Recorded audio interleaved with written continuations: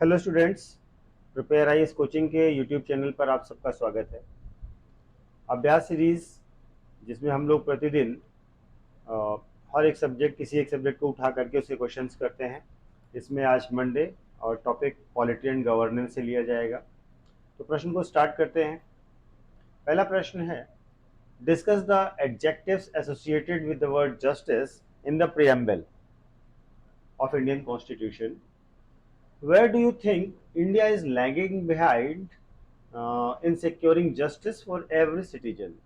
भारतीय संविधान की प्रस्तावना में न्याय शब्द से जुड़े विशेषणों की चर्चा करें और क्या आपको लगता है कि भारत प्रत्येक नागरिक को न्याय दिलाने में कहाँ पीछे लगा है?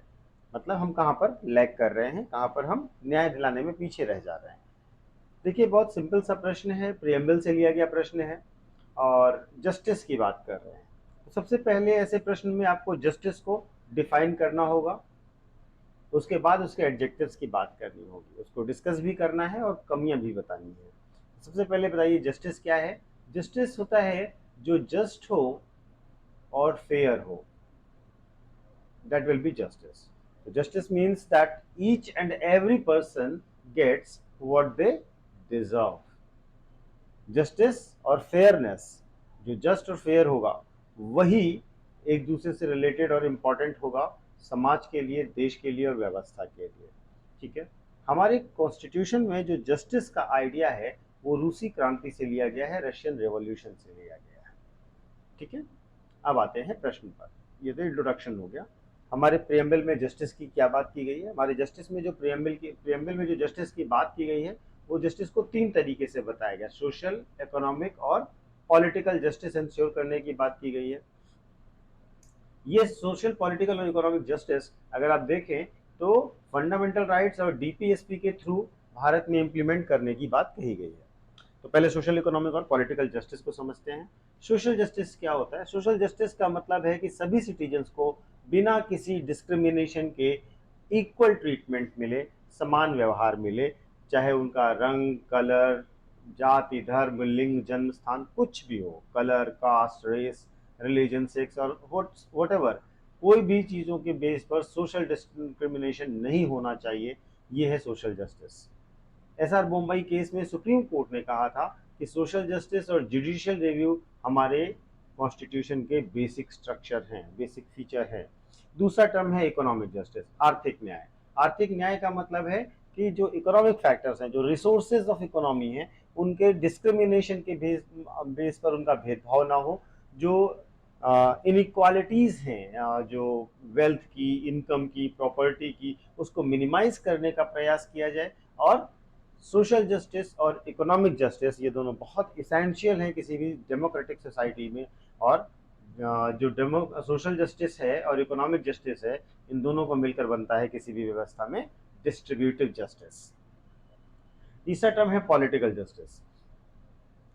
पॉलिटिकल जस्टिस का तात्पर्य है कि हम सबको पॉलिटिकल एसेस दें, सब लोग पॉलिटिकल सिनेरियो में इक्वली पार्टिसिपेट कर सकें, सबकी इक्वल वॉइस हो, इक्वल रिप्रेजेंटेशन हो और पॉलिटिकल प्रोसेस में कोई भी भाग ले सके।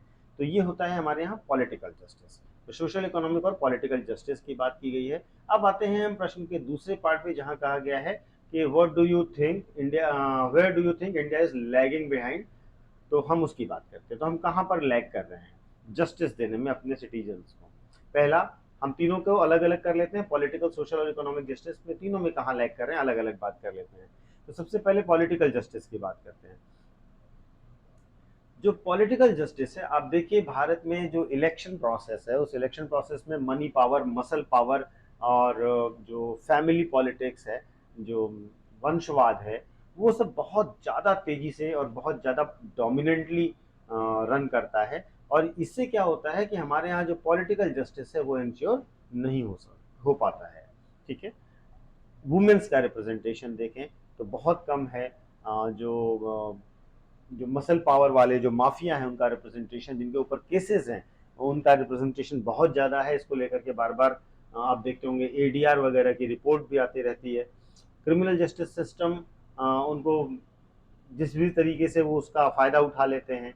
और एक बड़ा सेक्शन ऑफ सोसाइटी है जिसे जस्टिस मिलता ही नहीं है। जो लोग धनवान हैं, बलवान हैं, वो लोग उसका ज़्यादा फायदा उठाते हैं। अगर हम प्रेस फ्रीडम इंडेक्स की बात करें, ग्लोबल प्रेस फ्रीडम इंडेक्स की बात करें पॉलिटिकल जस्टिस में, तो आप देखेंगे कि हम बहुत ही नीचे रैंक में हैं, और ये पिछले साल से इस साल भी रैंक कम हुई है।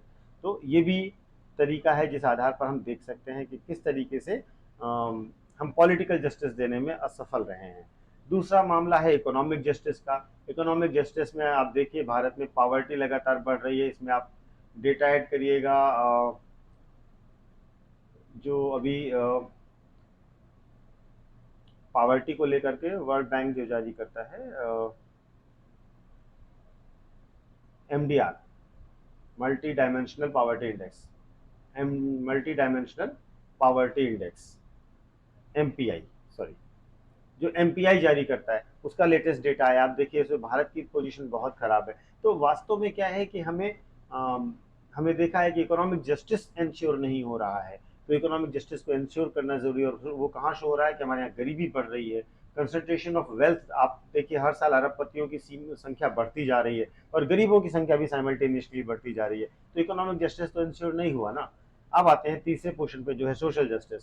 सोशल जस्टिस में देखिएगा हम ना तो लोगों को डिग्निटी और सोशल जस्टिस के साथ रहने का मौका दे पाए, ना मार्जिनलाइज सेक्शन ऑफ सोसाइटी को मेन स्ट्रीम में ला पाए।